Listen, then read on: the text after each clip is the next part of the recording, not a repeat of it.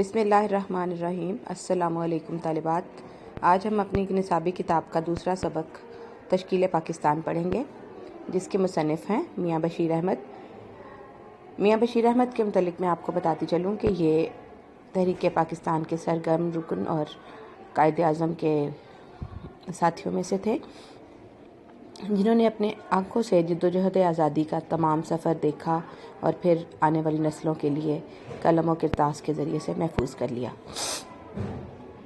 میاں بشیر احمد کی یہ تحریر تشکیل پاکستان در حقیقت آپ طلباء و طالبات کو یہ بتانے کے لیے ہے کہ پاکستان کن مرحلوں اور کن مسائل کے اور کن قربانیوں کے دینے کے بعد وجود میں آیا۔ ایسا نہیں ہے کہ یہ پاکستان یک قلم ایک دن ہی میں بن گیا اور ایک ہی دن میں اس کی تشکیل ہو گئی اور یہ مرز وجود میں آ گیا، بلکہ اس کے پیچھے لاکھوں نوجوانوں کے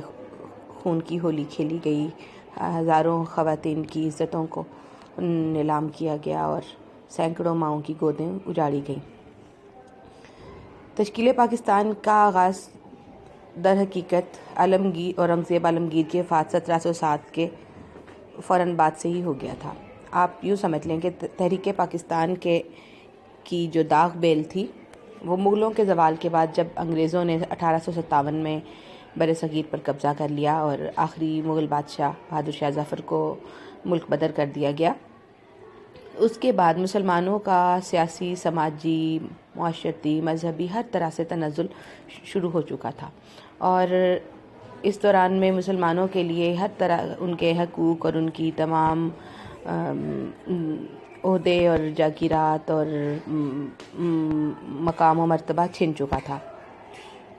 انگریزوں نے چونکہ مسلمانوں سے اقتدار چھینا تھا تو ہمیشہ سے رائج دنیاوی قانون کے تحت ان کو سب سے زیادہ خطرہ مسلمانوں ہی سے تھا، لہٰذا انہوں نے ہر سطح پر اور ہر شعبے میں مسلمانوں کو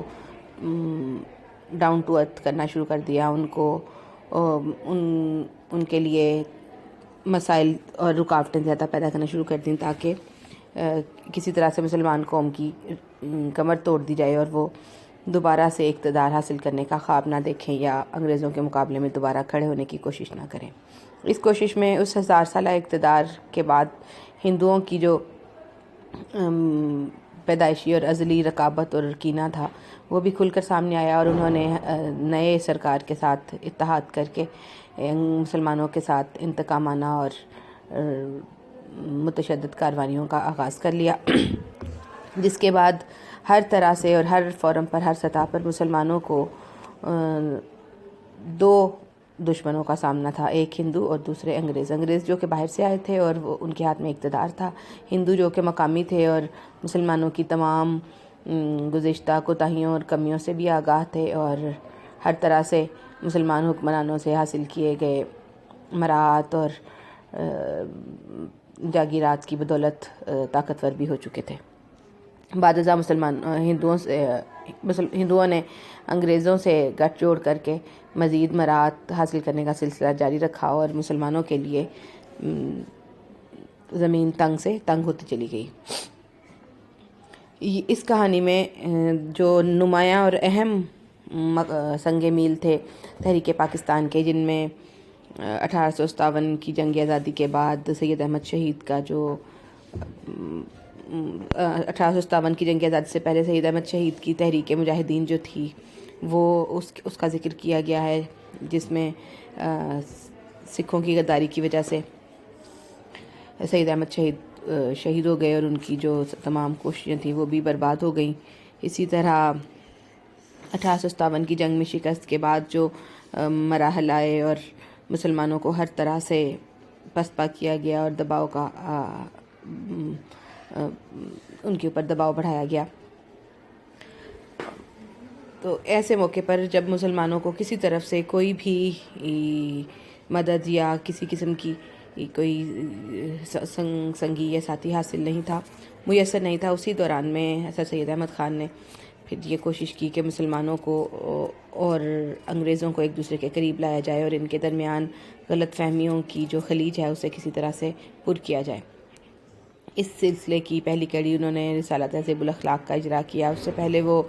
اسباب بغاوت ہند اور تاریخ سرکشی بجنور نامی کتابیں لکھ چکے تھے، جن کے ذریعے سے انہوں نے انگریز حکمرانوں کو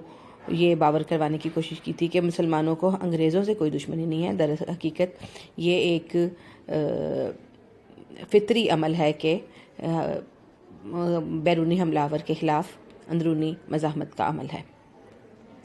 اور اس مزاحمت اور تحریک میں مسلمانوں کے ساتھ ہندو بھی برابر کے شریک ہیں۔